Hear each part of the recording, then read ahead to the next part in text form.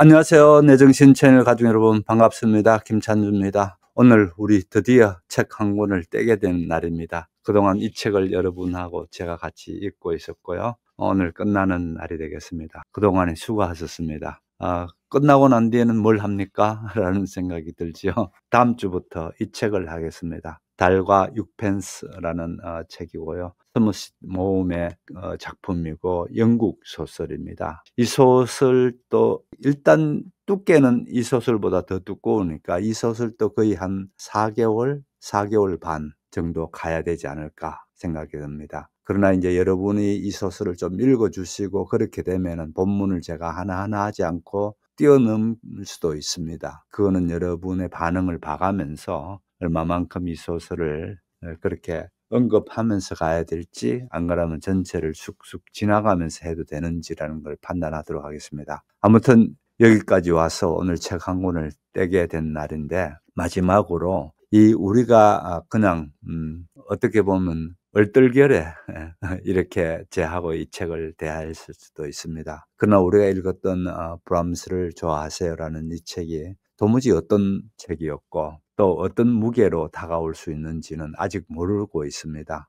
그래서 오늘 첫 번째 좀 준비했는 것은 이 브람스를 좋아하세요라는 책이 우리 한국 문학계까지, 당시에 우리 한국 문학에도 영향을 미쳤는가, 또 한국 문학의 작가들을 어떤 각성을 시켰는가, 이런 부분을 보려고 합니다. 그래서 제가 노트북 LM한테 요청을 해서 요약했는 게 있습니다. 요약을 먼저 한번 들어보시기 바랍니다. 내정신 채널 가족 여러분 반갑습니다.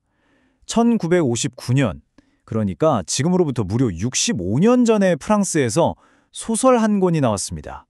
세월이 이렇게나 흘렀는데도 이 소설이 던지는 질문은 여전히 우리 심장을 정확히 관통합니다. 바로 프랑스와즈 사강의 브람스를 좋아하세요인데요.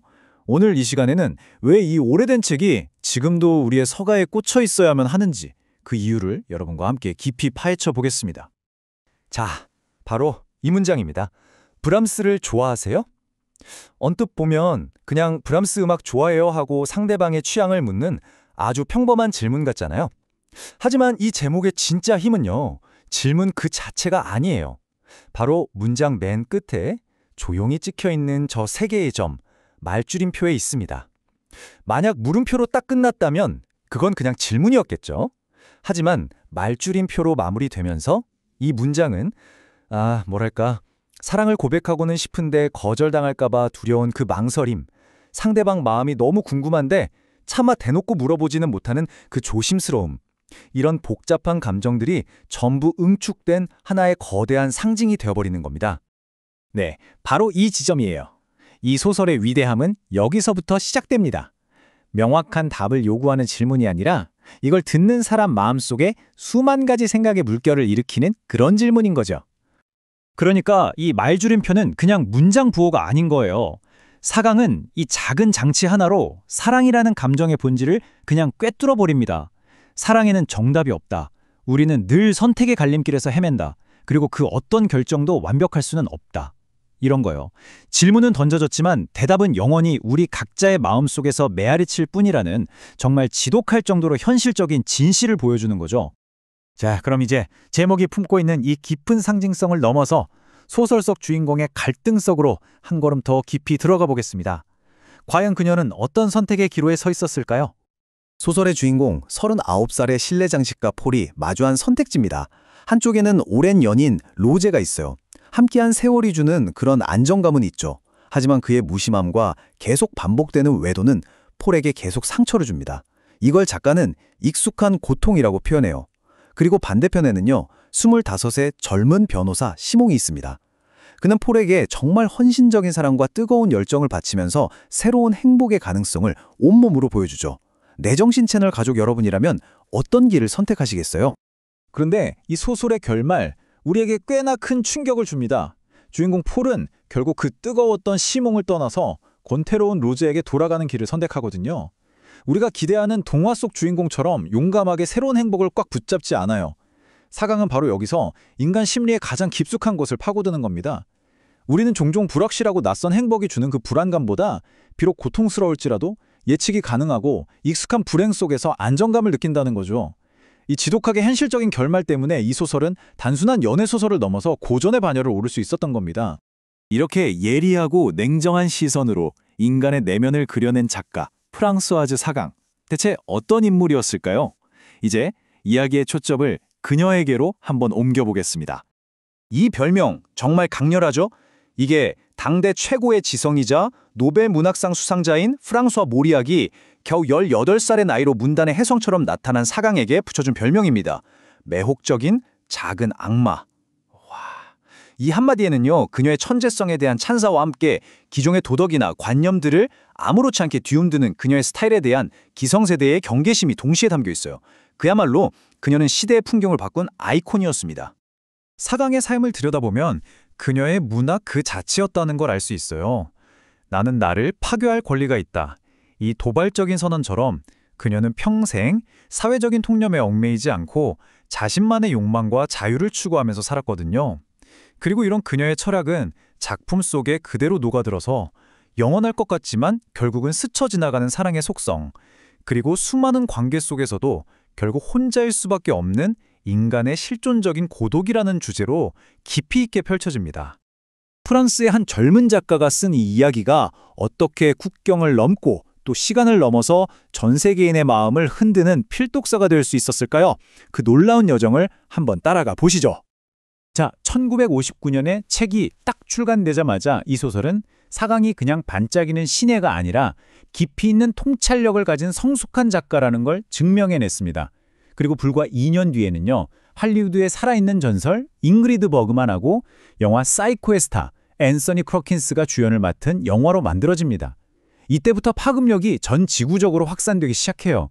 그 이후로는 수십 개의 언어로 번역되면서 브람스를 좋아하세요는 시대와 문화를 초월하는 사랑의 교과서가 되었습니다.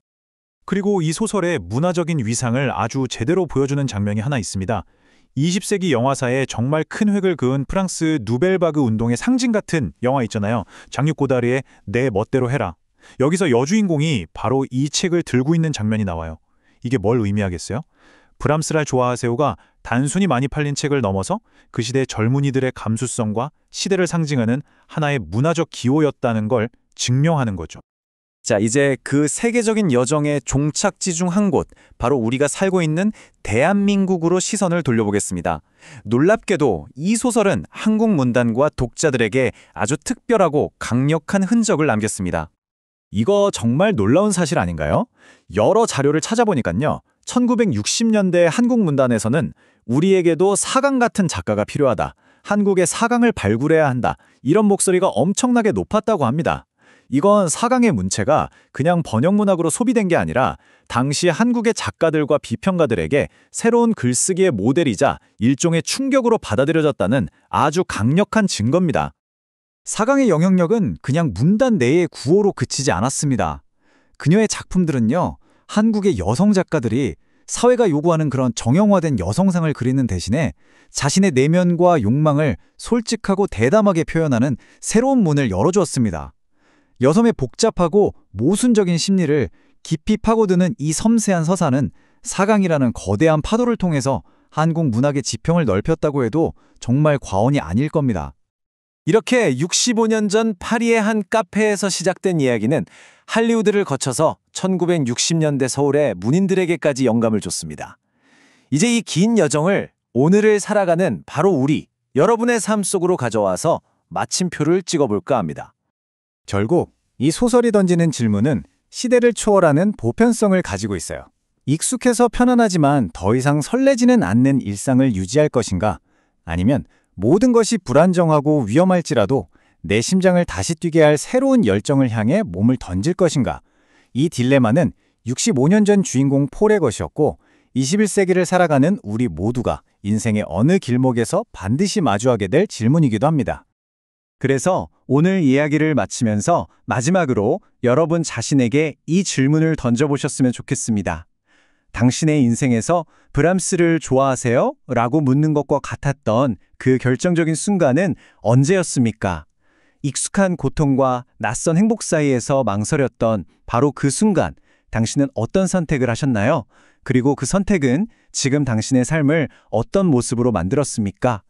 어쩌면 우리 인생이란 건 이 질문에 대한 각자의 답을 찾아가는 긴 여정일지도 모르겠습니다. 네, 여러분 어떻게 들으셨나요? 사실은 65년도 더 지난 긴 세월을 견뎌온 이 책이 이만큼 힘이 있으리라 참 놀랍죠. 이 책을 번역한 김남주님께서 마지막에 작품 해설이라는 부분이 있습니다. 잠깐 좀 언급하게 되면요. 이런 얘기를 합니다. 2004년 9월 프랑스 북부 옹플레르의 한 병원에서 사강이 죽었을 때에 텔레그라프는 단순히 중립적인 어조로, 워싱턴 포스트는 다분히 비판적인 어조로, 그리고 영국의 언론들은 사실에 입각해 그녀의 삶을 요약했다. 10대 후반부터 생미셀대로의 카페와 클럽을 들락거렸고 콜로아즈 담배와 커피 한 잔이 아침 식사였으며 위스키 잔을 줄곧 손에서 놓지 않았고 문턱이 닦도록 카지노를 드나들며 인쇄 전액을 간단히 탕진했고 저규어와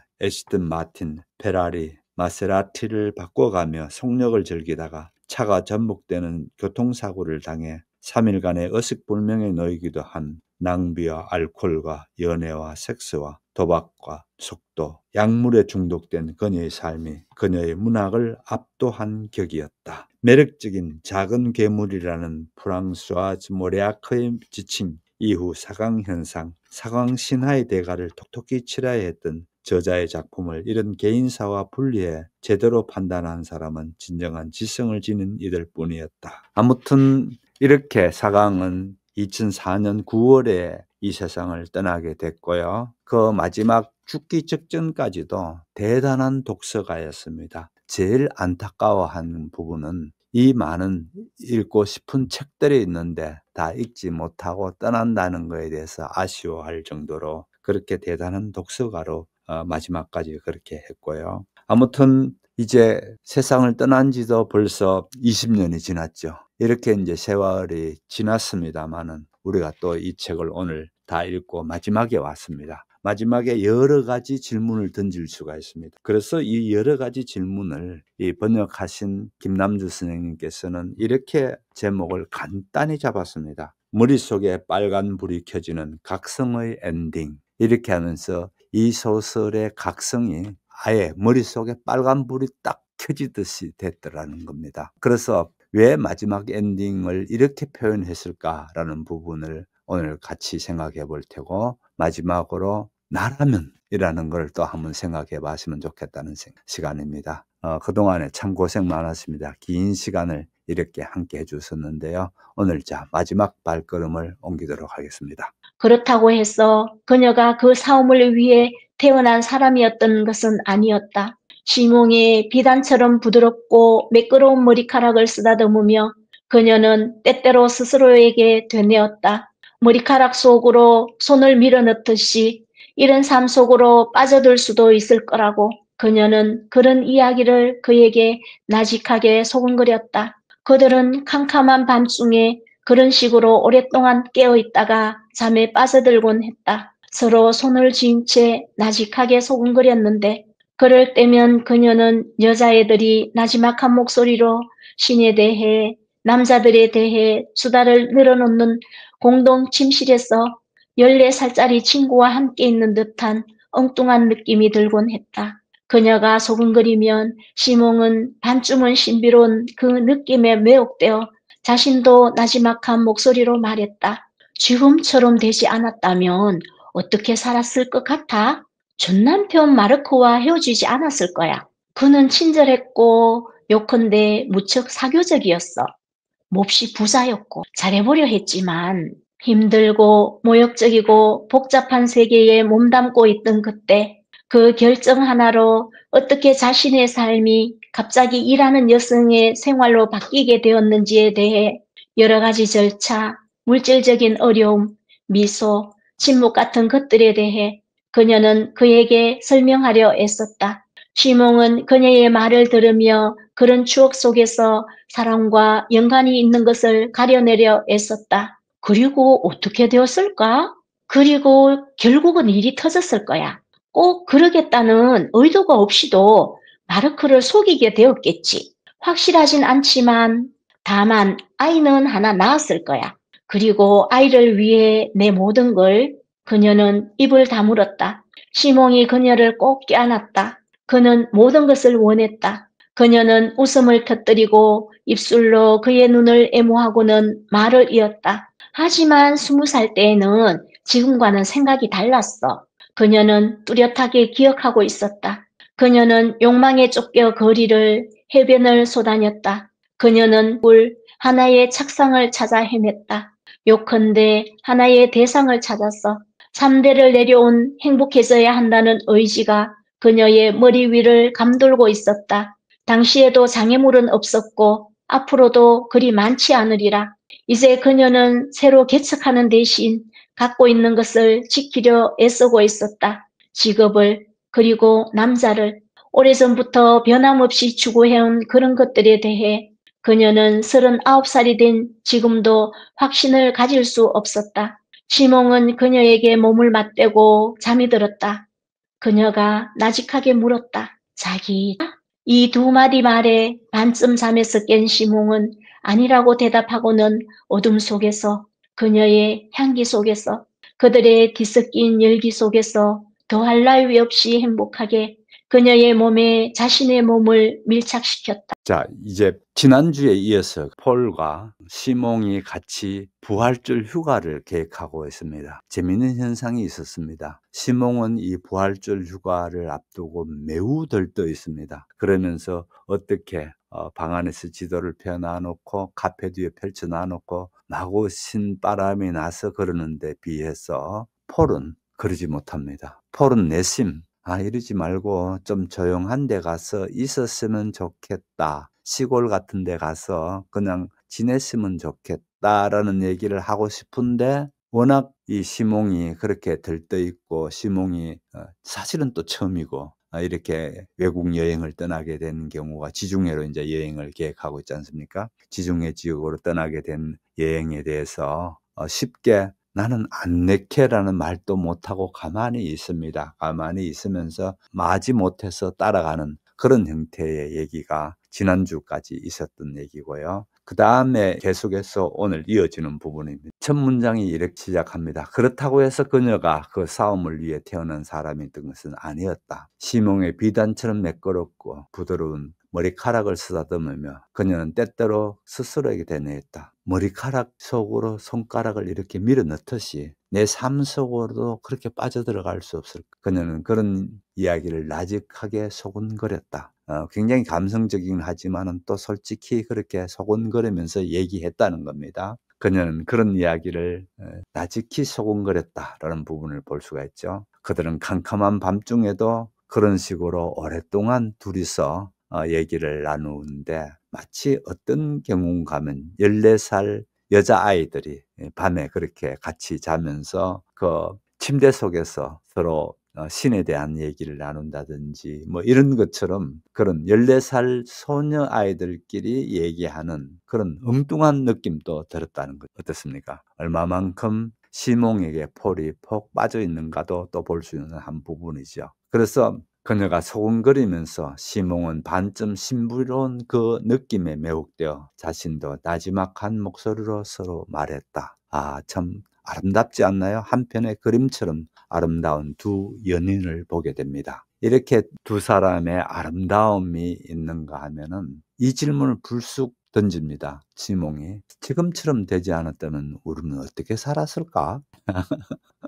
이제 시몽이 워낙 멋진 그런 지금 달콤한 마치 신혼처럼 달콤한 나날을 보내니까 이 같은 질문을 했겠죠. 그러니까 이 폴은 얘기가 그러면 난 전 남편 마르크하고 헤어지지 않았을 거야. 전 남편은 상당히 사교적이고 또 몹시 부자였고 여자들은 일단 부자인 게 좋거든요. 자기 하고 싶은 거 할 수 있으니까.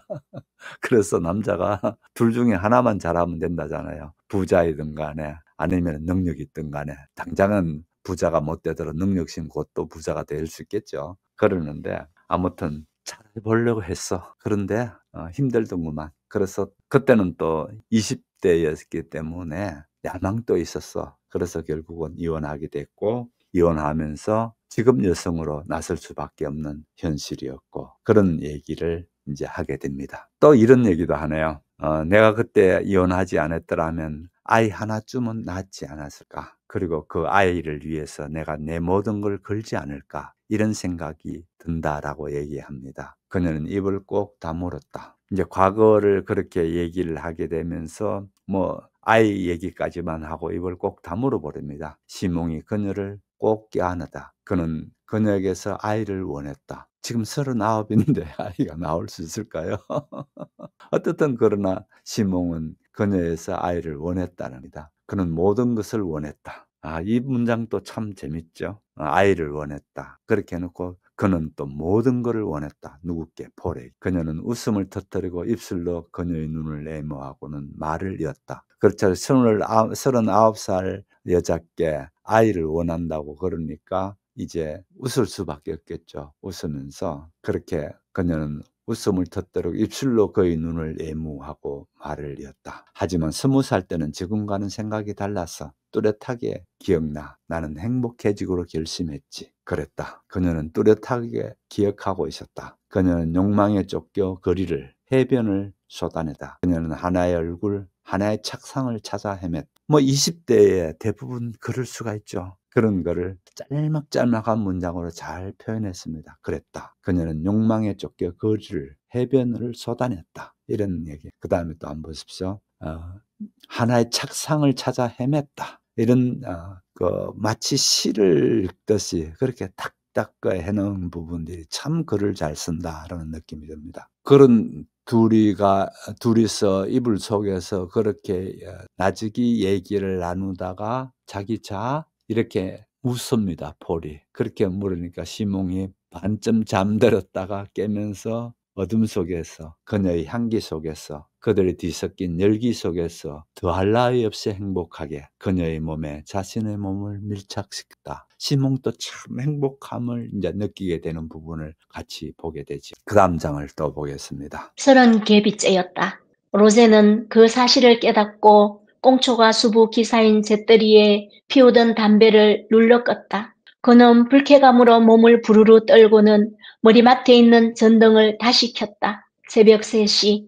그는 잠들지 못하고 있었다. 그는 거칠게 창문을 열어젖혔다. 차가운 공기가 얼굴과 목에 너무도 생경하게 와닿자 다시 창문을 닫고는 마치 추위를 바라보려는 것처럼 유리창에 몸을 기댔다. 이윽고 그는 황량한 거리로부터 눈길을 돌려 거울을 힐끗 바라보다가 즉각 시선을 돌렸다. 거울에 비친 자신의 모습이 마음에 들지 않았다.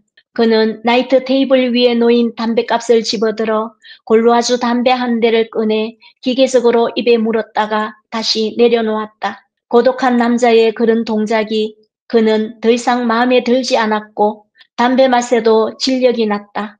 몸이 좋지 않은 게 분명했다. 물론 그는 폴이 그리웠지만 아직 그렇게까지 절실한 것은 아니었다. 지금쯤 그녀는 이미 모든 걸 잊었으리라.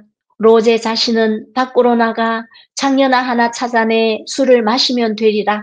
게다가 폴은 그가 그렇게 지내고 있다고 여기겠지. 그는 자신의 생각이 맞다는 것을 느낄 수 있었다. 항상 그를 상스럽고 천박하다고 여기지 않았던가. 그녀에게 그 자신의 가장 견고한 부분을 내주었음에도 여자들은 그랬다. 여자들은 모든 것을 다 내주는 것처럼 보여서 완전히 마음을 놓게 만든 다음 어느 날 정말 하찮은 이유로 떠나버린다. 폴에게 있어서 시몽이라는 녀석과의 관계만큼 하찮은 것도 없지 않은가. 하지만 이 순간 그 풋내기는 그녀를 품에 안고 뒤로 젖혀진 그녀의 얼굴과 몸을 들여다보고 있으리라. 쾌락에 내맡겨진 그 부드러운 몸 위에서 그는 갑자기 몸을 돌리고 결국 담배에 불을 붙여 녹이 서린 갈망으로 연기를 들이마신 다음 벽난로에 잿더리를 비웠다. 난로에 불을 피워 두었어야 했다. 폴은 그곳에 올 때마다 벽난로에 불을 지피고는 그 앞에 주저앉아 불꽃이 피어오르는 것을 지켜보곤 했다. 때로는 차분하고 능숙한 그녀 특유의 동작으로 불길을 살린 다음 몸을 일으켜 조금 뒤로 물러섰다. 방은 분홍빛으로 물들고 엄령이 생기고 흥분이 감돌았다. 그러면 그는 사랑을 나누고 싶은 마음이 들었고 그런 심정을 그녀에게 털어놓지 않았던가. 하지만 그건 아주 오래전의 일이었다. 언제부터 폴이 이곳에 오지 않게 되었던가? 2년, 아니 3년? 그가 그녀의 집에서 만나는 것이 습관이 되었다. 그녀가 그를 기다리는 편이 더 편했던 것이다. 그는 줄곧 손에 들고 있던 잿더리를 놓쳐버렸다. 잿더리가 깨서 그를 이 무기력으로부터 끌어내 주었으면 좋았을 것을, 사방으로 유리 조각이 튀었으면 좋았을 것을. 하지만 잿더리는 깨지지 않았다. 이런 경우 깨진 유리 조각들이 반짝이는 것은 소설 속에서나 영화 속에서의 일일 뿐이었다. 프리즈닉 슈퍼마켓에서 파는 이런 사구려 잿더리가 아니라 폴의 아파트에 있는 그런 비싸고 작은 유리 잿더리여야 했다. 그가 폴의 집에서 깬 이런저런 물건들이 적어도 100가지는 되리라. 그가 물건을 깰 때마다 폴은 언제나 웃음을 터뜨렸다. 그가 마지막으로 깨뜨린 것은 위스키를 담으면 독특하게도 금빛 도는 젓갈색으로 보이는 매혹적인 크리스탈 잔이었다. 그녀의 아파트에서는 모든 게 그런 식이었다. 그는 아파트의 신이자 주인이었다. 그곳에서는 모든 것이 정돈되어 있었고 애정으로 가득했고 조용했다. 그럼에도 그는 밤중에 그곳에서 나올 때면 해방감을 느끼지 않았던가. 그리고 이제는 자기 집에서 깨지지 않은 잿더리를 상대로 혼자 쓸모없는 분노에 휩싸여 있었다.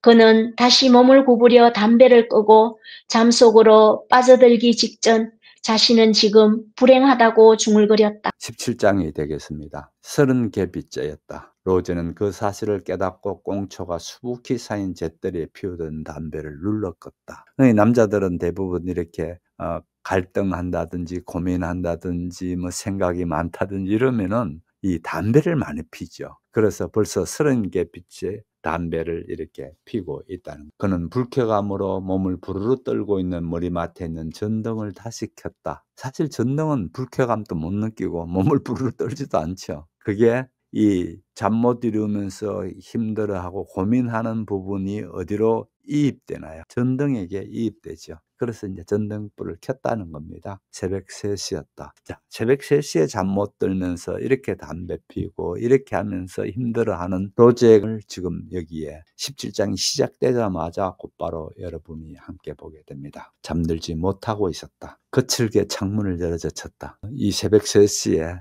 차가운 공기와 얼굴, 목에도 너무나 생경하게 와닿자 다시 창문을 닫고 마치 추위를 바라보려는 것처럼 유리창에 몸을 기댔다. 이윽고 그는 황량한 거리로부터 눈길을 돌려 거울을 힐끗 보다가 즉각 시선을 돌렸다. 거울에 비친 자신의 모습이 마음에 들지 않았다. 그렇지 않습니까? 로제가 지금 나이가 몇인데 자기가 허물어져 가고 있는 자기 자신의 모습이 거울에서 이제 나타났겠죠. 그는 나이트 테이블 위에 놓인 담뱃값을 집어들고 골라아주 담배 한 대를 꺼내 기계적으로 입에 물었다가 또 다시 내려놓는다. 그에게 있어서 중요한 사는 맛 중에 하나였던 그 기계적인 몸짓에 그는 더 이상 애정을 느끼지 못했다. 그 다음 문장 한번 보세요. 고독한 남자의 그런 동작이 그는 더 이상 마음에 들지 않았고 담배 맛도 진력이 났다. 그렇죠. 진력이 날 수밖에 없죠. 이제 건강을 생각해야 될 때다. 이렇게 하면서 사실은 로제는 힘든 시간을 보내기 시작합니다. 그러면서 로제는 또 생각합니다. 응석바지 폴은 그 응석바지 풋내기 청년의 품속에 있을 거야. 이렇게 된 이런 생각을 하고 있습니다. 지금쯤 그녀는 모든 것을 잊었으리라. 로제는 자신 밖으로 나가 창녀 하나 찾아내 술을 마시면 되리라. 그러다가 폴은 그가 그렇게 지내고 있다고 느끼겠지. 그런 자신의 생각에 맞다는 것을 느낄 수 있었다. 그래서 또 나가서 늘 창녀 집을 들락날락 했으니까 바깥에 가서 창녀 하나 그렇게 해서 또 잠자리를 하는 것. 그게 아마 폴이 생각하는 그런 게 아닐까라는 생각을 합니다. 항상 폴은 그렇게 천박하게 로제를 본 겁니다. 폴이 그렇게 보는 거에 대해서 로제가 느끼는 거는 이렇게 느낍니다. 여자들은 지 모든 것을 줄 듯이 그렇게 해놔놓고 난 뒤에 정말 하찮은 순간에는 떠나버리는 게 여자가 아닌가. 이 부분이 또 로제가 가진 여성관이랄까요? 배우자관이랄까? 그런 쪽의 생각들입니다. 그러면서 혼자서 자꾸만 공상을 합니다. 폴은 시몽이라는 그 풋내기 청년의 품에 안겼어 뒤로 젖혀진 그녀의 얼굴과 몸을 들여다보고 있으리라. 쾌락에 내맡겨진 그 부드러운 몸 위에서 그는 갑자기 몸을 돌려 결국 담배에 불을 붙여 이렇게 이제 혼자서 마구 생각하니까 결국 담배를 넣었다 하던 걸 결국 담배에 불을 붙여 녹이 스린 갈망으로 연기를 들이마신 다음 벽난로에 잿더리를 피웠다. 난로에 불을 피워두어야 했다. 같이 이제 전에 이렇게 여행을 오게 된 폴이 대부분 벽난로를 그렇게 했는 것 같습니다. 폴은 그곳에서 불을 지피고 그 앞에 주저앉아 불꽃이 피어오르는 걸 지켜보곤 했지. 과거에 같이 여행 다닐 때 그때입니다. 때론 차분하고 능숙한 그녀의 특유의 동작으로 불길을 살려낸 다음 몸을 이렇게 뒤로 물러섰다. 방은 분홍빛으로 물들고 음룡이 생기고 이러면서 또 과거 생각을 이렇게 하고 있습니다. 이 새벽에 그렇게 하고 있는 겁니다. 하지만 오래전의 일이다. 그렇죠? 언제부터 폴이 이곳에 오지 않게 되었던가? 아니 2년, 3년 그가 그녀의 집에서 만나는 것이 습관이 되다. 그가 그녀를 기다리는 편이 더 편했던 것이다. 그는 줄곧 손에 들고 있던 잿더리를 놓쳐버렸다. 잿더리는 바닥에 내동견이 쳤다. 그런데 깨지지는 않았고 이제 그렇게 했어. 원래 영화나 이런 데 보면 깨져야 되는데 깨지지 않다라는 겁니다. 그럼 이 깨진다는 건 뭡니까? 지금 폴과의 관계, 로제와의 폴과의 관계, 로제가 힘들어하면서 이제 담배를 그렇게 피웠는데 잿더리 유리로 된 잿더리가 나이트 테이블에서 떨어졌는데 깨지지 않더라는 거예요. 영화에서는 깨지더라는 겁니다. 이 얘기는 뭔가를 암시를 주는 때에 이렇게 쓰지요. 그런데 이 잿더리는 그 프리주닉 슈퍼마켓에서 파는 그런 싸구려 잿더리가 아니다. 폴의 아파트에 있는 비싸고 작은 유리 잿더리인 겁니다. 예, 폴은 그렇게 잿더리뿐만 아니고 집안에 있는 살림조차도 아주 품격 있는 그런 하다못해 위스키 잔까지도 그렇게 품격 있는 걸로 했고 또 그거를 잘 정돈해놨다라는 그 폴 집을 또 생각합니다. 그러면서 그는 다시 몸을 구부려 담배를 끄고 잠속으로 빠져들기 직전 자신은 지금 불행하다고 중얼거렸다. 그렇죠. 많이 불행하죠. 우리가 봐도. 자, 그 다음에 18장으로 넘어가도록 하겠습니다. 그들은 어느 날 저녁 식당 문 앞에서 마주쳤다. 그렇게 해서 파리에서 종종 벌어지는 기묘하기 짝이 없는 발레극이 그들 세 사람 사이에 펼쳐지기에 이르렀다. 여자는 얼마 전까지 자신이 그 어깨에 대고 전율하고 신음하고 잠들었던 바로 그 남자를 바라보며 멀리서 목례를 보냈고 남자는 덤덤하게 마주 고개를 숙여 보였다. 한편 시몽은 머릿속에서 생각해오던 대로 남자를 후려치는 대신 잠시 그를 쏘아보았다. 그들은 각각 상당히 떨어진 탁자에 자리를 잡았고 폴은 눈길을 돌리지 않은 채 요리를 주문했다. 식당 지배인이나 폴을 알고 있는 몇몇 손님들이 보기에 그 장면은 극히 평범했다. 전혀 특별할 것이 없었다. 시몽은 단호한 목소리로 마실 것을 주문했고 다른 탁자에서 로제는 함께 온 여자에게 어떤 칵테일을 좋아하는지 물었다. 이윽고 폴은 시선을 들어 시몽에게 미소를 지어 보인 다음 로제 쪽을 바라보았다. 식당 문 앞에서 특유의 고집스러운 태도를 지닌 그를 보자마자 그녀는 그 사실을 분명하게 깨달았다. 그녀는 여전히 그를 사랑하고 있었다. 그녀는 무익한 긴 잠에서 빠져나온 참이었다. 이번에는 로제가 그녀를 바라보며 미소를 지어 보이려다가 즉각 표정을 굳혔다. 뭘 마시겠어? 백포도주? 시몽이 물었다. 나쁠 거 없지? 그녀는 탁자 위에 올려놓은 자신의 손과 가지런히 놓인 포크와 스푼, 그리고 자신의 드러난 팔에 닿은 시몽의 옷소매를 바라보았다. 그녀는 빠른 속도로 술을 마셨다. 시몽은 이야기를 하고 있었지만 평소의 활기는 찾아볼 수 없었다. 그는 그녀에게서 혹은 로제에게서 무슨 일인가 일어나기를 기다리고 있는 듯했다. 하지만 도대체 어떤 일이 일어나겠는가? 그녀가 자리에서 일어나 잠깐만 이라고 말하고는 식당을 가로질러 로제에게 갔어. 이만하면 됐어. 같이 돌아가는 게 어때? 라고 말하기라도 할 것인가? 그런 일은 일어나지 않았다. 이성적이고 지각 있는 일 같은 것은 요즘엔 더 이상 일어나지 않았다. 저녁 식사 후 그들은 춤을 추었다. 그녀는 로제가 일회용 데이트 상태로는 그다지 나쁘지 않은 피부가 가무잡잡한 여자를 안고 있는 것을 보았다. 로제는 그 여자 앞에서 언제나처럼 어색하게 몸을 이리저리 움직이고 있었다. 시몽이 일어났다. 그의 춤은 능숙했다. 두 눈을 살짝 감은 채 그는 유연하고 날렵하게 춤을 추면서 노래를 흥얼거렸다. 그녀는 시몽에게 몸을 내맡겼다. 어느 순간 그녀의 드러난 팔이 가무잡잡한 여자의 등에 두르고 있던 로제의 손을 스쳤다. 그녀는 눈을 떴다.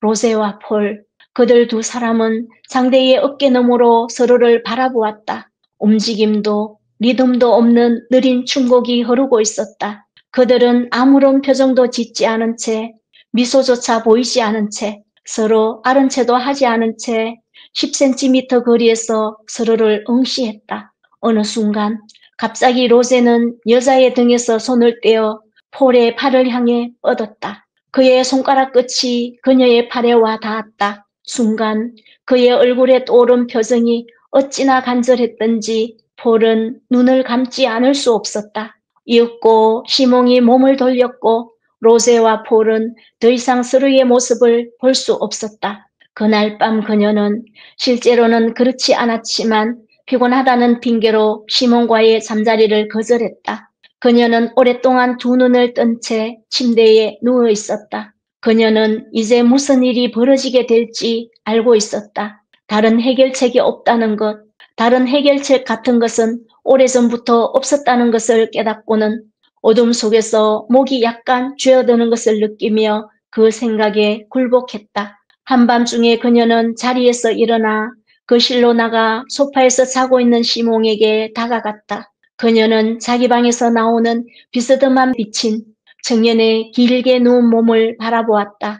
그의 숨소리를 들었다. 베개 속에 파묻고 있는 그의 고개와 목뼈 사이에 살짝 들어간 부분을 응시했다. 젊은 자신이 자고 있는 모습을 바라보는 기분이었다. 시몽이 뭐라고 중얼거리며 빛이 비치는 쪽으로 돌아눕자 그녀는 얼른 그 자리를 떴다. 그에게 자연스럽게 말을 건네기가 불가능해진 것이다. 다음 날 아침 그녀가 사무실에 도착하자 로제의 속달 우편이 기다리고 있었다. 당신을 만나야겠어. 더 이상 이렇게 지낼 수는 없어. 전화해줘. 라는 내용이었다. 그녀는 전화를 걸었다. 그들은 저녁 6시에 만나기로 약속했다. 하지만 로제가 폴이 일하는 곳에 모습을 나타낸 것은 그로부터 10분 뒤였다. 그는 여자들만을 위한 그곳에서 육중한 몸짓을 어찌해야 할지 모르고 있었다. 폴은 그에게 다가가 금빛으로 칠해진 등나무 의자들이 들어차 있는 작은 음적실로 그를 안내했다. 악몽 같은 배경 아닌가? 그제야 그녀는 그를 제대로 보았다. 바로 그 사람이었다. 그가 한 걸음 다가와 그녀의 어깨 위에 두 손을 올려놓았다. 그는 약간 말을 더듬었는데 그것은 그가 극도로 감정이 격해 있다는 표시였다. 난 너무 불행했어. 그가 말했다. 나도 그랬어. 그녀는 그렇게 말하는 자신의 목소리를 들었다. 이윽고 그녀는 그에게 살짝 몸을 기대면서 울기 시작했다. 자신의 이 두 마리 말을 시몽이 용서해 주기를 바라면서 로제는 그녀의 머리카락에 고개를 묶고는 그 상황에 어울리지 않는 목소리로 자, 울지 마 라고 말했다. 정말 잘해보려고. 이윽고 그녀가 미안해하는 어조로 말했다. 다음 순간 그녀는 자신이 그런 말을 해주어야 할 대상은 로제가 아니라 시몽이라는 생각이 들었다. 그녀는 갈피를 잡을 수 없었다. 방심은 건물이었다. 한 사람에게 모든 이야기를 다 할 수는 없었다. 그녀는 고개를 움직이지 않은 채 줄곧 눈물을 흘리고 있었다. 로제는 말이 없었다. 뭐라고 말 좀 해봐. 그녀가 나직하게 말했다. 나는 몹시 외로웠어. 생각을 해봤지. 저기 앉아. 이 손수건 받아. 내가 설명할게. 그가 말했다. 그는 그녀에게 설명했다. 여자들을 조심했어야 했다고. 자신이 경솔했다고. 이 모든 것이 자신의 잘못임을 잘 알고 있다고. 그는 그녀가 줄곧 자신만을 기다려주지 않은 것을 원망하지는 않는다고 했다. 그들은 그 문제에 대해 더 이상 이야기하지 말자고 했다. 그녀는 그래, 그러자 로제 라고 맞장구 쳤다. 그녀는 좀 더 울고 싶기도 하고 웃음을 터뜨리고 싶기도 했다. 익숙한 그의 채취와 담배 냄새를 들이마시자 구원받은 듯한 기분이 들었다. 아울러 길을 잃은 기분도. 네, 드디어 이 소설의 마지막 장입니다. 문장은 이렇게 시작합니다. 그들은 어느 날 저녁 식당 문 앞에서 마주쳤다. 1950년대 파리에 살고 있는 배경이죠. 그러다 보면은 이 당시에는 뭐 그렇게 큰 도시도 아니었고 또 웬간하면 다 고만고만한 사람들이 아는,고 만나고 그런 사이들이죠. 그러다 보니까 식당에서 그렇게 우연히 만나게 된 것도 전혀 뭐 억지스러운 부분 아닌 것 같습니다. 이렇게 만나게 된 거를 작가는 이렇게 얘기합니다. 파리에서 종종 벌어지는 기묘하게 짝이 없는 발레극이 시작됐다. 이 얘기입니다. 기묘하게 짝이 없는 발레극. 그 다음 한번 보세요. 폴이 생각하는 겁니다. 여자는 얼마 전까지 자신이 그 어깨에 대고 전율하고 신음하고 잠들었던 바로 그 남자를 바라보며 멀리서 목례를 보냈고, 그리고 폴이 지금 로제를 저 멀리 식당에서 입구에서 만나 거기에 간단한 미소를 보냈는데, 보낸 이유가 왜 그랬다고요? 그 어깨에 대고 전율하고 신음했던 바로 그 남자. 그러니까 한때는 자기 애인이었던 저 로제가 저쪽에 있고, 또 지금은 현재의 애인을 옆에 데리고 있고, 데리고 밥 먹으러 들어왔고, 이런 상황입니다. 남자는 덤덤하게 마주 고개를 숙여 보였다. 그렇겠죠. 서로 아는 척 할 수도 없고 덤덤하게 그럴 수밖에 없는 상황. 시몽은 머릿속에 생각했던 대로 남자를 후려치는 대신, 시몽은 굉장히 그 젠틀한 사람이죠. 후려치는 대신에 그냥 잠시 한번 쏘아보고 그냥 두더라는 겁니다. 그들은 각각 상당히 떨어진 탁자에 자리 잡았고, 상당히 당연히 그렇죠. 떨어진 자리에 잡았겠죠. 폴은 눈길을 돌리지 않은 채 요리를 주문했다. 뭐 괜히 거기에 눈길을 줬다가 밥맛 읽기도 그렇고, 그러니까 요리를 주문했다는 겁니다. 남들이 봤을 때는 전혀 이것이 이상하다든지 좀 어떤 낌새를 찾을 수 없을 정도로 보통 때처럼 그렇게 주문을 하고 합니다. 다른 탁자의 로제는 함께 온 여자에게 어떤 칵테일을 좋아하는지 물었다. 그러니까 열심히 또 그쪽에는 뭘 먹고 어떻게 하는지 그렇게 신경 써서 아마 듣고 있었는가 봐요. 그래서 로제는 다른 여자 하나, 로제는 항상 여자를 차고 다니죠. 그러는 여자께 뭘 먹을지, 뭐 어떤 여자인지는 모르지만은 그렇게 되어져 있습니다. 이었고 폴은 시선을 돌려 시몽에게 미소를 지어 보였다. 자기 지금 동거하는 남자인데 미소 지어 보여야겠죠, 시몽한테. 그런 다음에 또 재밌는가 봐요. 여자라는 참 심리는 이런가 보다라는 생각이 들어요. 무슨 얘기인가 하면은 곧바로 로제 쪽을 바라보았다. 그녀는 여전히 로제를 사랑하고 있었다. 이게 또 헷갈리게 하는 부분입니다. 그렇게 하면서 저쪽에 있는 로제를 또 사랑하고 있었다고 그렇게 합니다. 식당 문 앞에서 특히 특유의 고집스러운 태도를 지닌 그를 보자마자 그녀는 그 사실을 분명히 깨달았다. 그녀는 여전히 그를 사랑하고 있었다. 그녀는 무익한 긴 잠에서 지금 빠져나왔다는 겁니다. 이번에는 로제가 그녀를 바라보며 미소를 보이려다가 즉각 표정을 관리를 합니다. 뭘 마시겠어요? 하면서 시몽이 묻습니다. 백포도주? 그러니까 그건 나쁠 것 없죠? 대충 그렇게 말합니다. 그녀는 탁자 위에 올려놓인 자신의 손과 가지런히 놓인 포크, 스푼, 그리고 자신의 드러난 팔에 닿은 시몽의 옷소매를 바라보았다. 그녀는 빠른 속도로 술을 마셨다. 내면이 굉장히 어수선해지겠죠? 한쪽에 저 남자, 바로 앞에 이 남자, 이렇게 돼 있는 여자로서의 어떻게 그 마음이 그렇겠어요? 시몽은 이야기를 하고 있었지만 평소의 활기는 찾아볼 수 없었다. 그는 그녀에게서 혹은 로제에게서 무슨 일이 나기를 기다리고 있는 듯했다. 하지만 도대체 어떤 일이 일어나겠는가? 그녀가 자리에 일어나 잠깐만 하고 말하고는 식당을 가로질러 로제에 가서 이만하면 됐어, 같이 돌아가는 게 어때? 라고 말하기도 할 것인가? 아니면 그런 일은 일어나지 않았다. 사실 그렇게 짝나게 되면은 너무 그렇죠. 이성적이고 지각이 있는 일 같은 것은 요즘은 더 이상 일어나지 않았다. 저녁 식사 후 그들은 춤을 추었다. 그녀는 로제가 일회용 데이트 상대로 그다지 나쁘지 않은 피부가 까무잡잡한 여자를 안고 있는 걸 보았다. 그래 로제는 항상 이렇게 한다 그랬죠. 그래서 로제는 그 여자 앞에서 언제나처럼 어색하게 몸을 이리저리 움직이고 있었다. 시몽이 일어나 그의 춤은 능숙했다. 시몽은 워낙 춤을 잘 추죠. 그래서 오히려 폴에게 춤을 가르쳤죠. 지난번에도 보면요. 두 눈을 살짝 감은 채 그는 유연하고 날렵하게 춤을 추면서 노래를 흥얼거렸다. 그녀는 시몽에게 몸을 내맡겼다. 어느 순간 그녀의 드러난 팔이 그 가무잡잡한 등에 두르고 있는 로제의 손이 이렇게 부딪히게 됩니다. 로제와 폴, 그 두 사람은 상대의 어깨 너머로 서로를 바라보았다. 꼭 영화 같지요? 어떻게 되나요? 서로 각자 춤추고 있는 사람들의 어깨 너머로 다른 남자를 지금 보고 있습니다. 참 웃기지 않나요?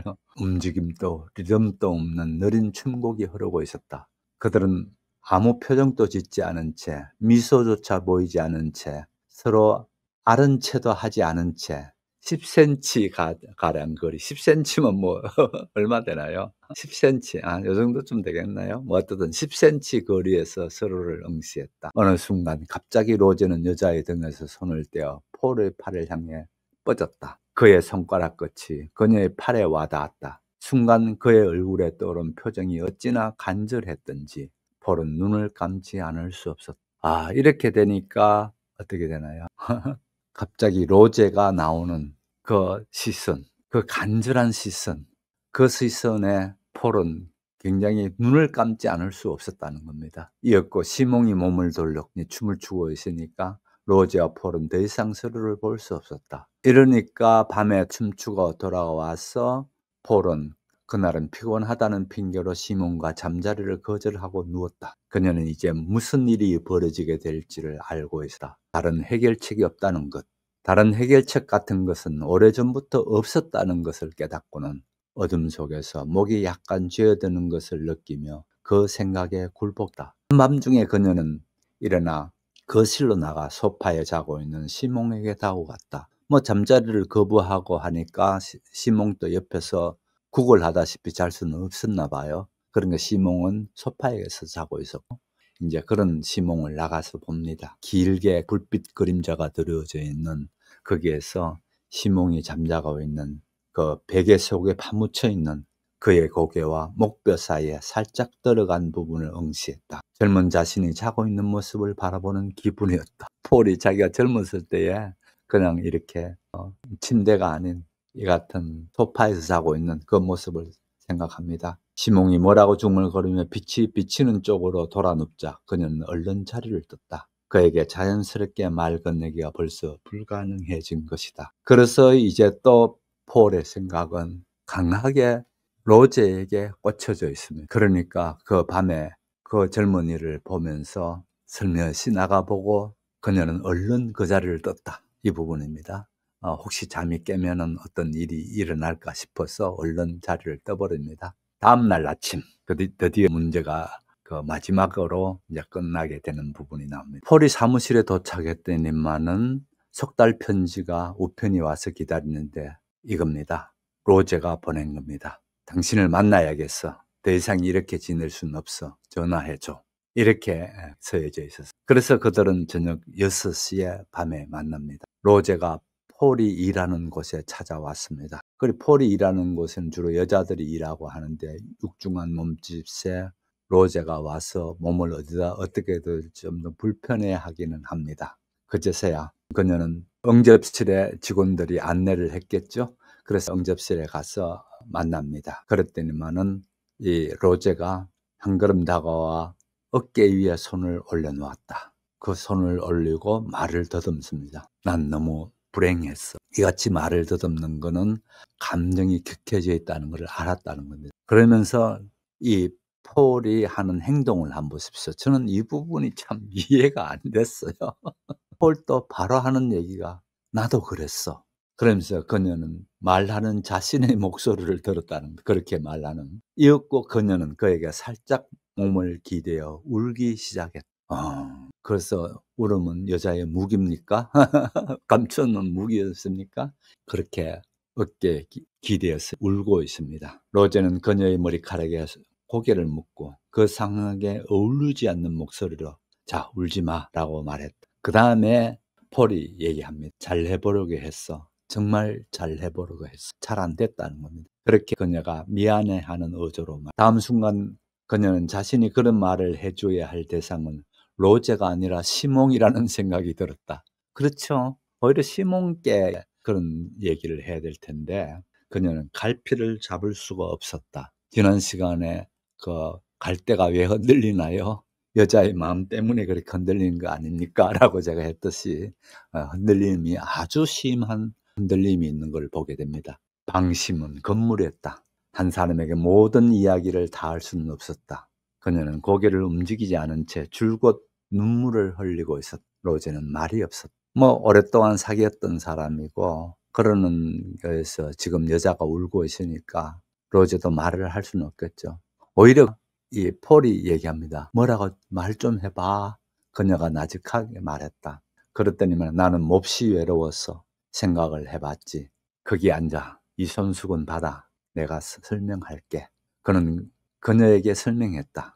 여자들을 조심했어야 했다고. 자꾸 창녀들하고 이렇게 자는 게 아니었다는 거죠. 자신이 경솔했다고. 이 모든 것이 자신의 잘못임을 다 잘 알고 있다고. 그는 그녀가 줄곧 자신만을 기다려주지 않는다는 것을 원망하지 않는다고 했다. 그녀는 그래 그러자 로제 라고 맞장구 쳤다.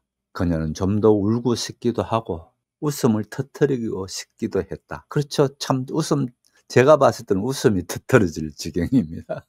익숙한 그의 채취와 담배 냄새들을 들이마시자. 그 다음 문장 한번 보십시오. 구원을 받을 듯한 기분이 들었다. 이 부분입니다. 참 어떤 생각이 드나요?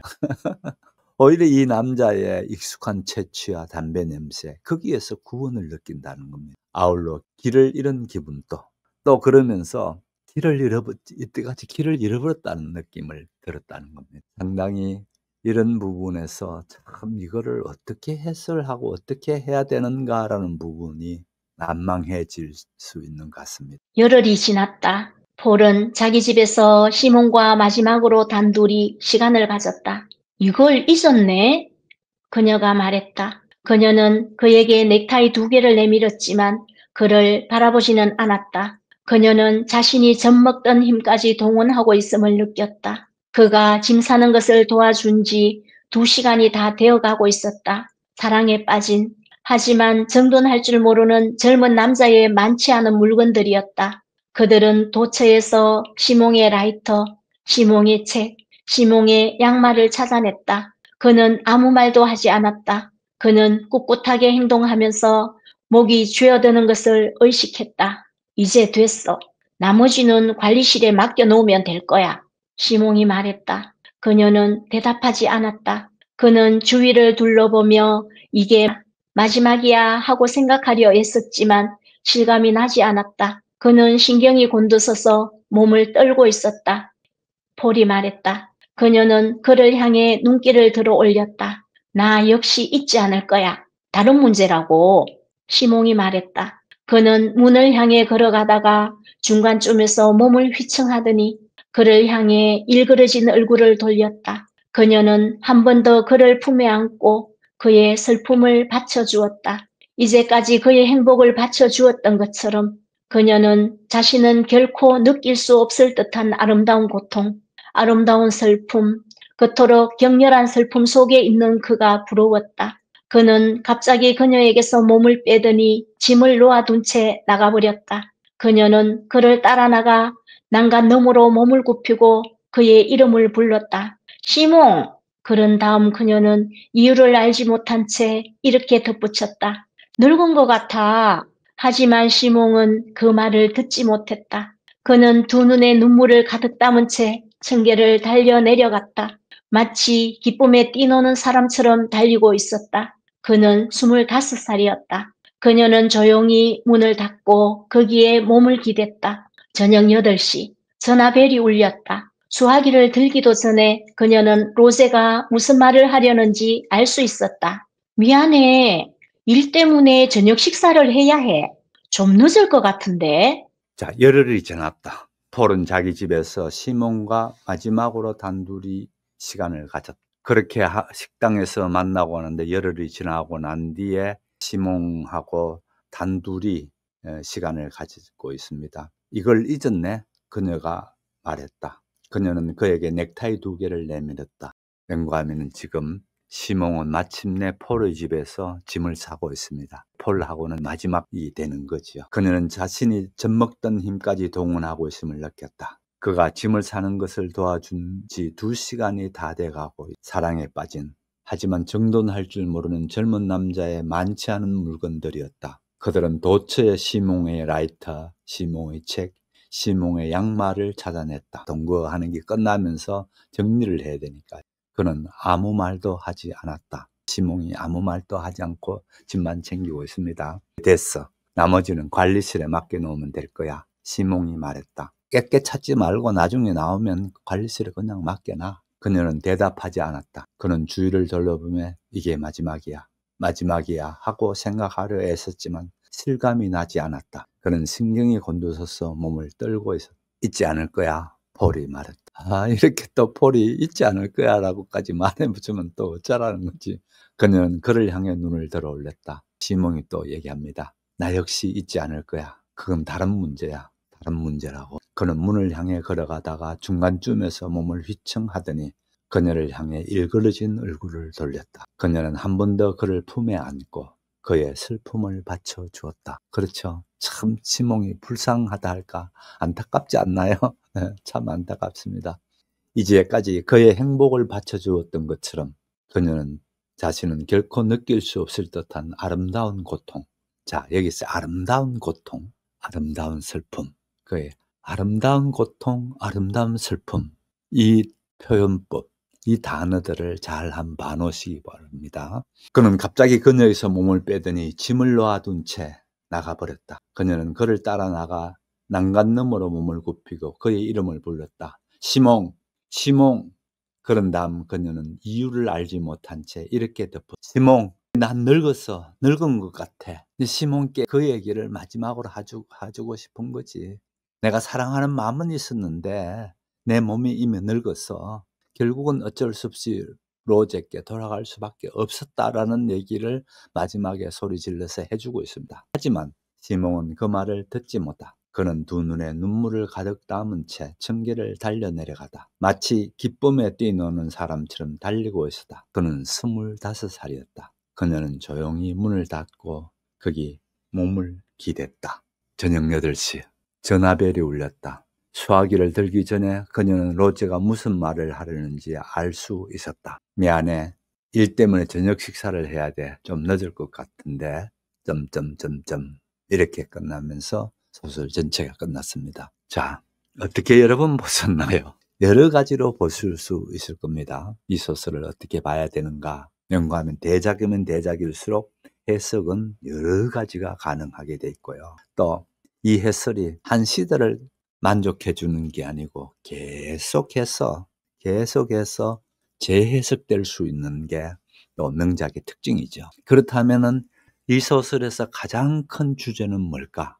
가장 큰 주제는요, 사랑이 무엇인가 라는 부분입니다. 아, 그거 지금 39살 나이라며? 아니에요. 39살 아니라 로제와 시몬이 처음에 시작되어진 거였고, 또 그 다음에 로제와 시몬이라는 두 남자와 그 폴이라는 삼각관계에서 벌어지는 얘기를 쭉 해왔습니다만, 이 속에서 핵심적으로 물으려고 덤벼드는 것은 사랑한다는 게 뭘까라는 부분이 한 개의 주제를 나올 수 있을 것 같고요. 이것도 쉽게 만만찮게 이거다라고 말하기 복잡한 심리적 관계가 쭉 나열되어졌습니다. 저는 이런 생각을 해봅니다. 여기에서도 당연히 내가 시몬을 사랑하고 좋아하긴 하지만은 관습이 있습니다. 인습이 있습니다. 또 사람들의 눈초리도 있고요. 또 자기가 너무 늙었다라는 자기 자신의 이런 생각도 있습니다.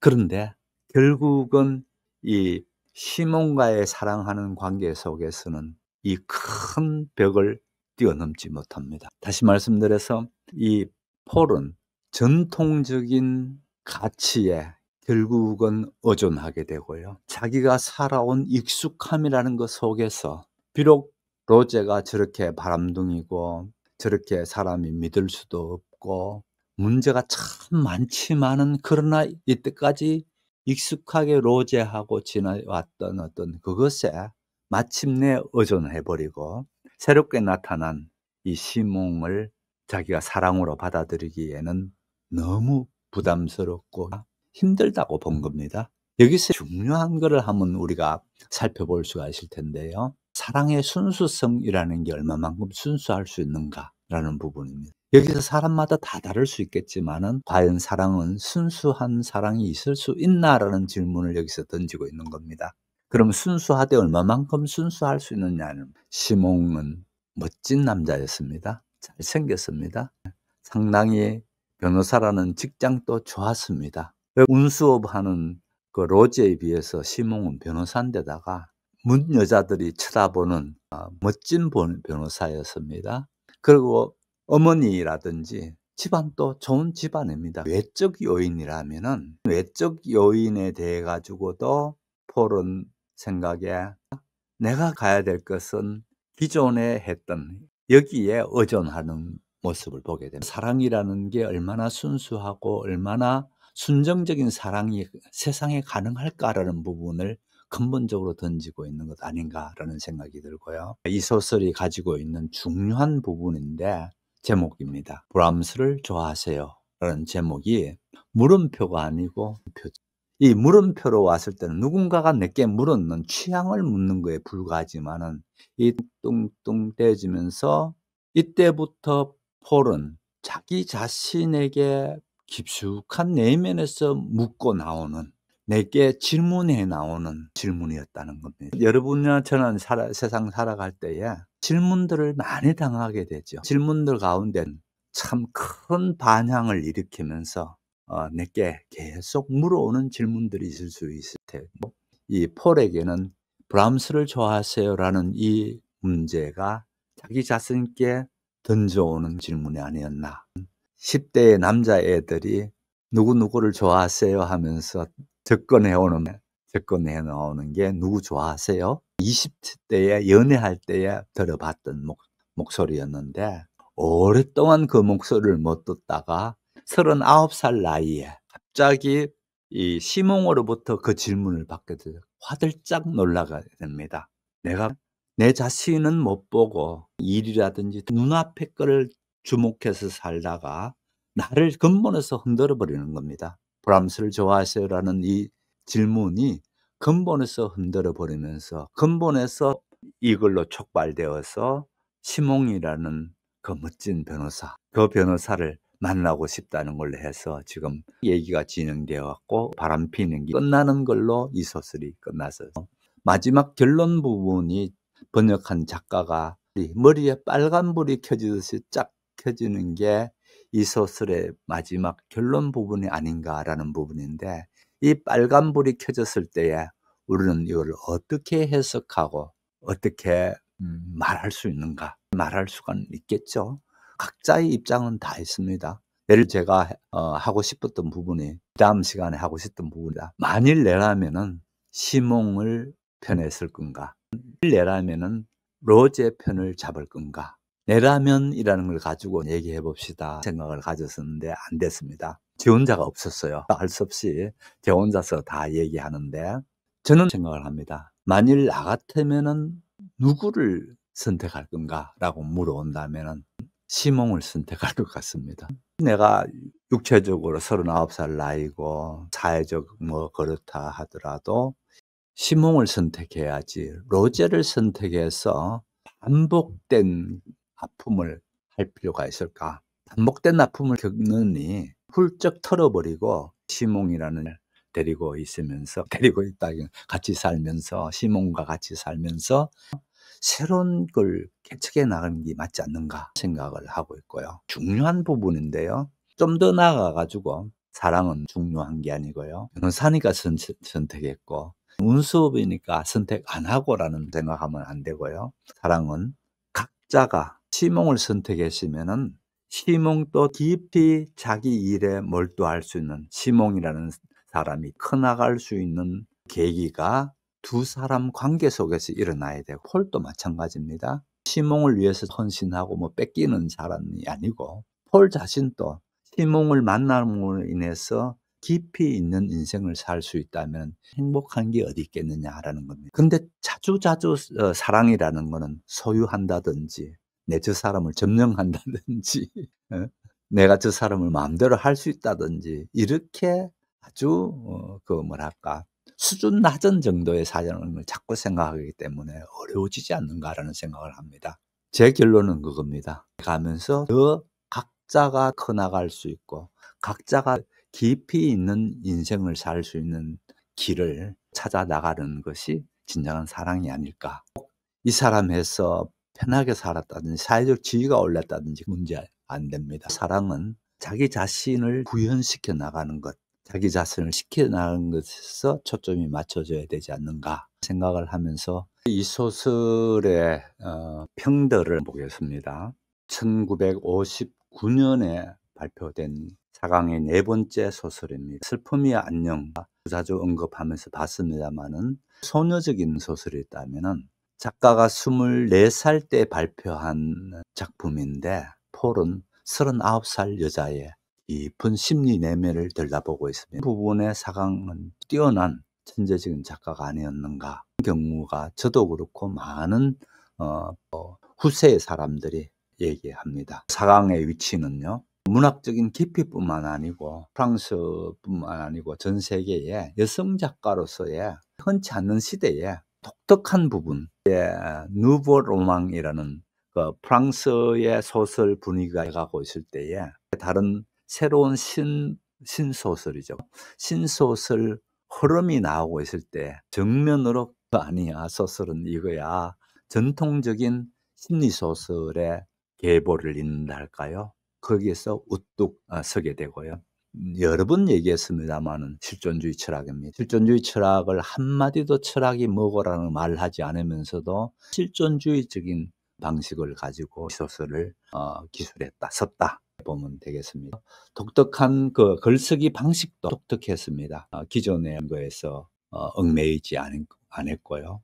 나름대로의 시대적인 것을 앞서서 갑니다. 도덕적인 관념이라든지 전통적인 시선이든지 이런 거에 대해서 자유로운 여성상을 작품에서 구사할 뿐만 아니고 자기 자신이 그렇게 삽니다. 이 자유로운 여성으로 살아간다는 것은 위험한 일이었죠. 우리가 봤을 때는 위험한 일이었는데 무엇보다도 사랑에 대한 겁니다. 소설은 사랑이 무엇인가라는 깊숙한 주제를 다루고 있는 소설이라고 얘기했습니다. 여기에서 말씀드렸다시피 실존주의 철학이 중요한 주제를 들고 나오죠. 중요한 주제 가운데 하나가 책임의 문제입니다. 선택의 문제고요. 선택은 책임이 뒤따른다는 쪽인데요. 그 부분에서의 이 두 남자, 이쪽일까 저쪽일까에 대한 선택의 문제의 기로에 있어서 고민하고 있는 것이 폴의 심리지 않습니까? 그 심리를 통해서 실존주의 철학의 선택과 책임이라는 문제를 잘 나타냈지 않는가라는 생각이고요. 관계의 권태 극복입니다. 멋진 남자와 살고 이쁜 여자와 살더라도 사람 사는 데는 권태라는 게 떠날 수가 없거든요. 권태라는 보편적이고 마치 우리가 그림자를 피할 수 없듯이 내 몸에 그림자를 달고 다니듯이 우리 삶 속에서는 권태라는 게 그림자처럼 따라다니는 게 있죠. 권태라는 보편적인 문제입니다. 보편적인 권태라는 문제를 어떻게 다루고 있는가라는 부분이고요. 권태로운 삶 속에서 큰 파장을 아까도 말씀드렸다시피 던져 나오는 것이 브람스를 좋아하세요? 라고 되어진 질문입니다. 자기 내면에서 요동치는 물결을 일으키는 질문이 브람스를 좋아하셨는데, 질문을 통해서 폴은 자기 정체성이 무엇인가를 찾아 나섭니다. 자기 정체성에 대한 탐색을 하게 됩니다. 우리가 경우든지 자기 정체성이 뭔가라는 걸 확실한 기반을 딛고 선다는 것은 중요한 한 사람을 이루는 뼈대 중에 뼈대가 아닌가 생각을 해보면서 정체성 문제라는 것을 소설에서 다루고 있더라 보면 됩니다. 그래서 마지막으로 이렇게 보면 됩니다. 이 소설에서 우리는 사랑의 본질이 무엇인가라는 걸 깊이 생각할 수 있도록 그렇게 했고요. 그 다음에 선택과 책임의 문제에 대해서 우리는 어떻게 대처하고 어떻게 깊이 생각해낼 수 있는가라는 부분이 되고요. 그 다음에 좀 더 나아가서 제 바람이긴 합니다만은 문학이라는 게 얼마나 우리 현재의 삶에 영향을 미쳐줄 수 있는가라는 부분을 생각해 보자는 겁니다. 여러분 보고 다른 바람피라든지 뭐 삼각관계 해봐라든지 그거는 유치한 생각들이고요. 이 관계 속에서 이 작품 속에서 내가 깊이 들어가 보면서 여기서 삶의 태도, 내가 살아가는 삶의 태도라든지 삶의 방식이든지 이런 것들에 대한 성찰이 일어날 수가 있거든요. 그런 성찰을 해보자는 거고요. 또 더 멀리서는 우리 단순히 한국에서의 작품 세계라든지 이런 게 아니고 전 세계와의 생각을 같이 호흡할 수 있는 그런 길이 문학에서 열려지지 않는가. 저는 그런 생각을 하고 있습니다. 마치도록 하겠습니다. 다음 주에 말씀드리게 되면은요. 달과 육펜스 소설을 합니다. 인상주의 화가죠. 고갱의 삶을 모델로 쓰여진 소설입니다. 이 소설에서 예술이란 뭔가 쪽에 얘기를 깊이 생각할 수 있는 역작입니다. 소설도요. 읽어보았으면 좋겠습니다. 함께해 주신 여러분 감사드리고요. 편안한 밤 되시기 바랍니다. 대단히 감사합니다. 안녕히 계십시오.